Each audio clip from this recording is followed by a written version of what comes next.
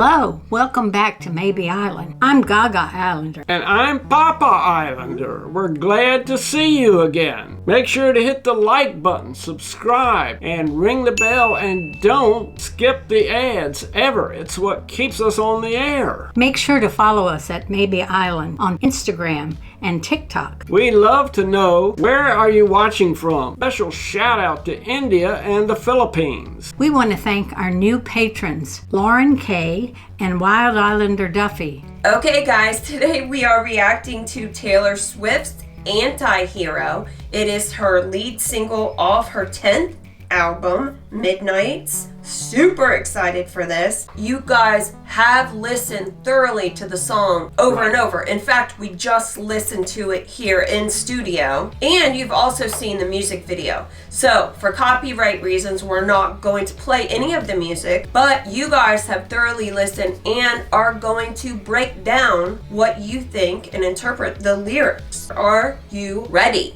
We are ready. She says this is one of the most favorite songs I've ever written. Now, Taylor has written hundreds of songs. This is one of the most honest songs she's ever written, and Islanders, stay till the end because you're going to get some opinions you may not get anywhere else. I'm going to read this first set of lyrics, and then we'll comment on them. I have this thing where I get older, but just never wiser. Midnights become my afternoons. When my depression works on the graveyard shift, all the people I've ghosted stand there in the room. Do you have anything you want to say about that, Papa?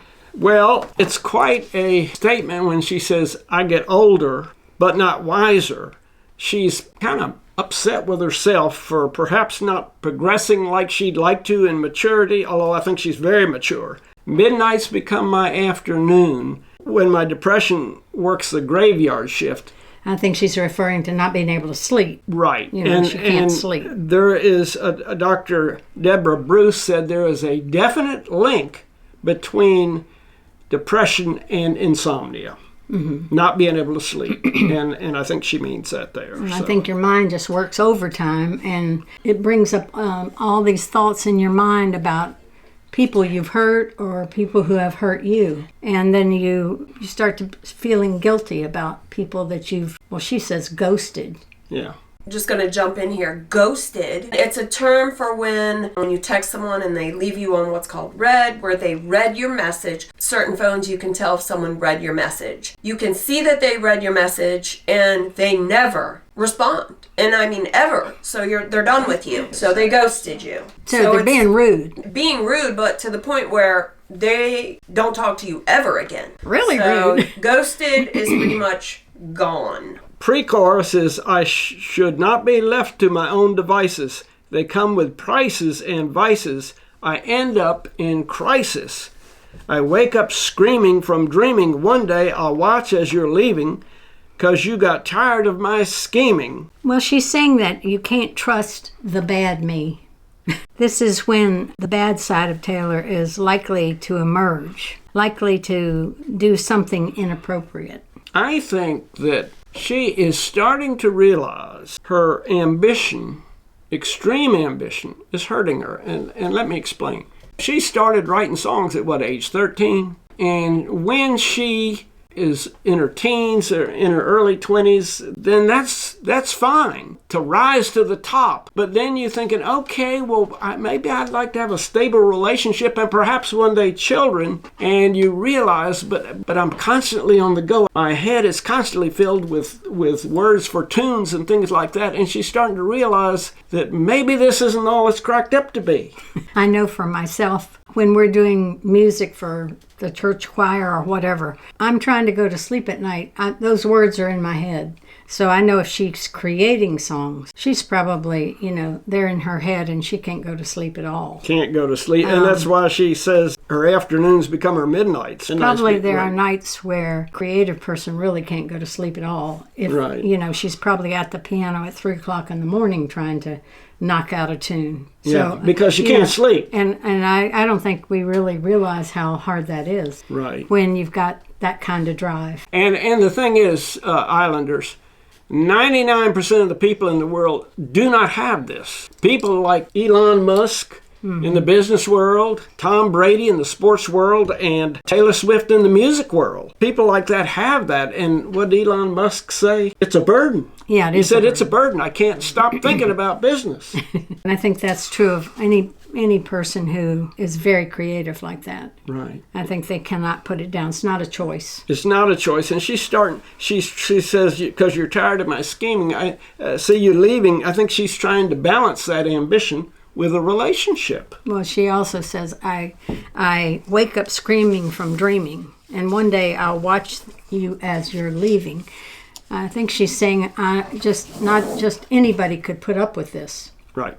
Right. Somebody that is constantly up in the middle of the night, having this creative drive and having this ambition to create. And then we go to the chorus next. It's me. Hi, I'm the problem. It's me. At tea time, everybody agrees. I'll stare directly at the sun, but never in the mirror. It must be exhausting, always rooting for the anti-hero. And who do you think she's talking about there? It must be exhausting, rooting for the anti-hero. Her fans? Yeah, I think so. And for anybody that is that has to deal with her. But to go back to the beginning of there, I'm the problem, she says. It's me. At tea time, everyone agrees. That's a little British reference there, I guess, to tea time. Uh-huh. This is kind of like her confession, I think. I'll stare directly at the sun. Well, if you stare at the sun, it's going to blind you. If you stare constantly at the sun, it's going to blind your eyes. But she says, but never in the mirror. Well, it's a very interesting line right there. She can't stand to look at herself. Probably the hardest thing to do is look at yourself. I think this whole breakdown of lyrics here, when you look at it, Taylor's literally unzipped herself and is exposing herself to us, and that's the anti-hero. I mean, pretty much all of these earlier years, she's wanted to come off as the little bouncy Taylor Swift that everybody loves, and now she's showing us it ain't so easy being Taylor Swift. Yeah. Now she's saying, hey, I'm not so great. Maybe I'm the anti-hero. Maybe I'm not the heroine you thought I was. In verse 2, she says, sometimes I feel like everybody is a sexy baby and I'm a monster on the hill. Too big to hang out, slowly lurching toward your favorite city, pierced through the heart but never killed. What is your take on that? I feel like everybody is a sexy baby. I think this is sort of a veiled reference to the Kim Kardashian type. And I'm the monster on the hill. I guess she doesn't feel like she's the Kim Kardashian type. The monster on the hill is like Godzilla over who's over the city, lurching toward your favorite city. She never quite fit in with the crowd growing up. I think she feels like she just never fit in. Right. That she was different from everyone else. I think that she here is exhibiting signs of depression. She says they are pierced through the heart but never killed. Right. I think the way she was treated pierced her through the heart, but I think she knew herself well enough to know, you can gig me, you can pierce me through the heart, but I'm going to make it anyway. Mm-hmm. I'm going to live, and I'll show you. Right. Right. I'm going to get up and make something of myself. They could hurt her deeply, but they weren't going to kill her. Did you hear my covert narcissism I disguise as altruism, like some kind of congressman? A tale as old as time? Boy, that's a whole mouthful. Do you want to break that down? Yeah, I can. That's really a big mouthful. Well, an altruistic person cares more about giving to others. A narcissistic person cares more about themselves. And I guess she's relating it to a congressman because they've considered a selfish person. Some of them are, and I'm sure some of them are altruistic, yes. Yes, well. Some of them are narcissistic. But pretty much they have a bad reputation, I guess. They do these days. So that's why she's bringing that up. It's a good play on words anyway.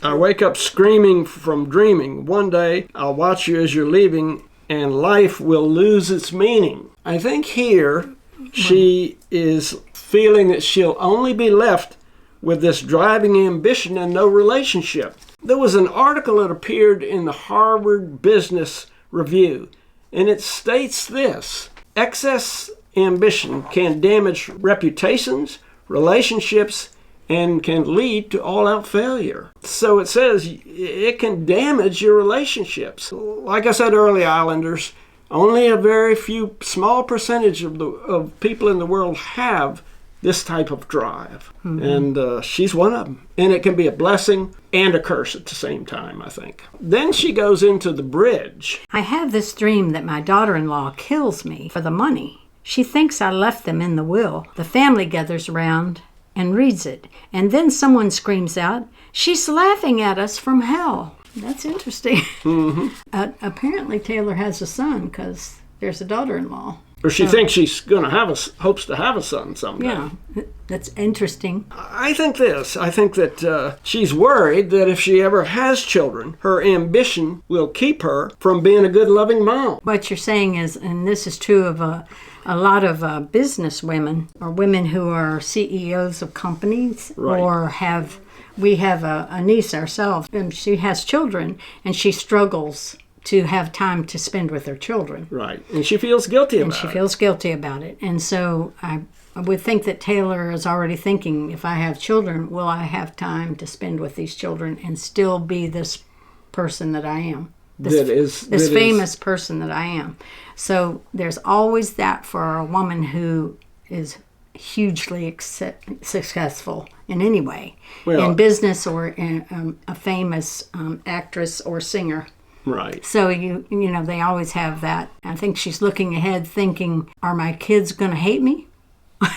Well, because she says her daughter-in-law tries to kill her. A researcher by the name of Sylvia Hewitt wrote a book, Creating a Life, Professional Women and the Quest for Children. And she studied professional, high-achieving, ambitious women.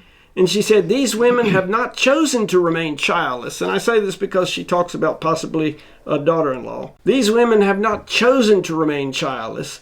The vast majority, in fact, yearn for children. And she says, one high-achieving woman said, we have not made a choice, but it's a creeping non-choice. Yeah. What is a creeping non-choice? What does that mean?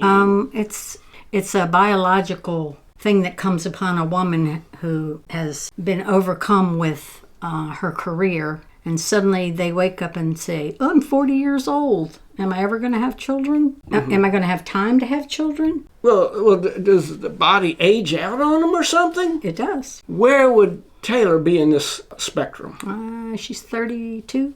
So yes, she's got to be thinking about that. Well, I think she is. You know, having children or not having children. Right, okay. I don't know. I don't know what she's thinking, but I imagine her mom and dad would like to have grandchildren. You know, so that's probably in her mind somewhere, too. I'm not going to make assumptions there, but... Then we go into the breakdown again. It's me, hi, I'm the problem, it's me, hi, everyone agrees. She's saying she realizes she has a problem.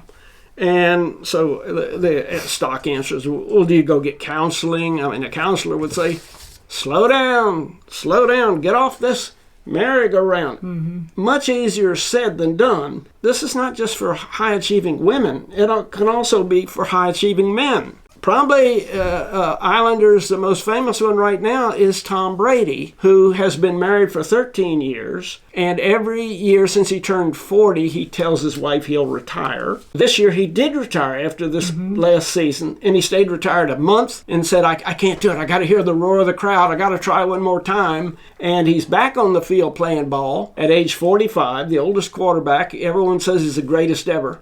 And she's filed for divorce. For Tom, it's a burden, a horrendous burden. Someday when he does retire, his family will be gone. And I think these things, Taylor thinks about these things. So are we saying maybe fame is not everything it's cracked up to be? Or that there's a downside? I think the downside is how to harness a driving ambition that keeps you up night and day. Yes, it takes you to the top. Taylor Swift is probably the most famous singer in the world.